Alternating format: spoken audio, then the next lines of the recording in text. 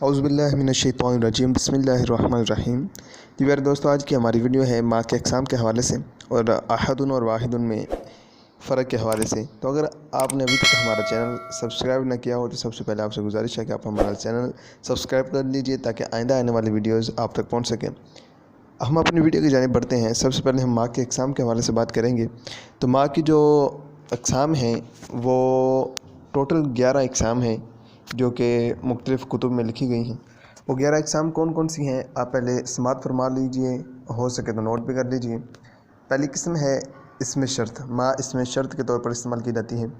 دوسرا جو ہے کہ ماں جو ہے یہ اسم موصول کے طور پر استعمال ہوتی ہے۔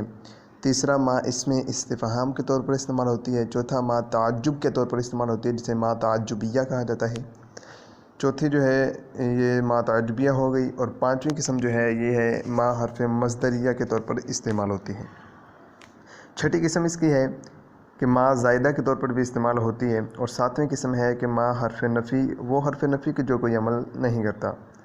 اب آٹھویں قسم اس کی ہے کہ ماں حرف نفی وہ والا کہ جس میں یہ لیسا کے مشابہ ہوتی ہیں، اور نویں قسم اس کی ہے کہ حرف کافہ کے طور پر استعمال ہوتی ہے، جس میں یہ اپنے سے پہلے والے کسی بھی عامل کا عمل روکتی ہے، اس کو عمل کرنے سے روکتی ہے، اور وہ مخصوص عوامل ہیں۔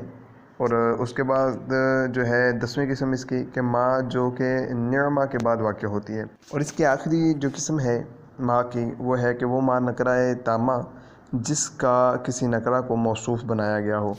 انشاءاللہ عز و جل ماں کی مکمل جو وضاحت ہے ماں کے اقسام کی، تو جلد ہی اس پر ویڈیو بنا کر ہم آپ کے سامنے پیش کریں گے۔ تو اب ہم شروع کرتے ہیں اپنی ویڈیو میں احد اور واحد کے درمیان جو فرق ہے۔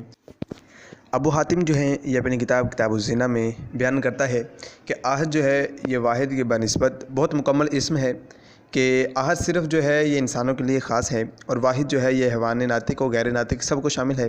احد کا لفظ کلام عرب میں اول اور واحد دونوں معنوں کے لیے استعمال ہوتا ہے۔ اثبات اور نفی دونوں کلام میں آتا ہے، اور لفظ احد جو ہے احد جب یہ واحد کے معنی میں استعمال ہوا تو اس کی مثال جو ہے وہ آپ کے سامنے اسکرین پر موجود ہے، جیسے کہ قل هو اللہ احد۔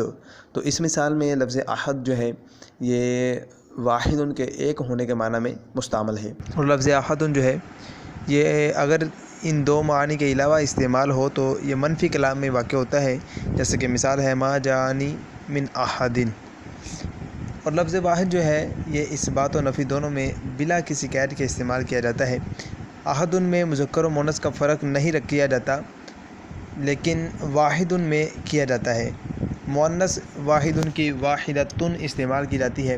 اور لفظ احد کی ایک اور خاصیت ہے کہ اس کی جو لفظ احد ہے اس کی جمع اس کے لفظ سے بن جاتی ہے، ٹھیک ہے، اور لیکن لفظ واحد کی جمع اس کے لفظ سے نہیں بنتی، بلکہ اثنان اور ثلاثۃ کا لفظ اس کے لیے استعمال کیا جاتا ہے۔ اور لفظ احد جو ہے یہ حسابیات میں استعمال نہیں ہوتا، جمع ضرب تقسیم حسابی قواعد میں اس کو استعمال نہیں کیا جاتا، اور لفظ واحد جو ہے یہ حسابیات میں استعمال کیا جاتا ہے۔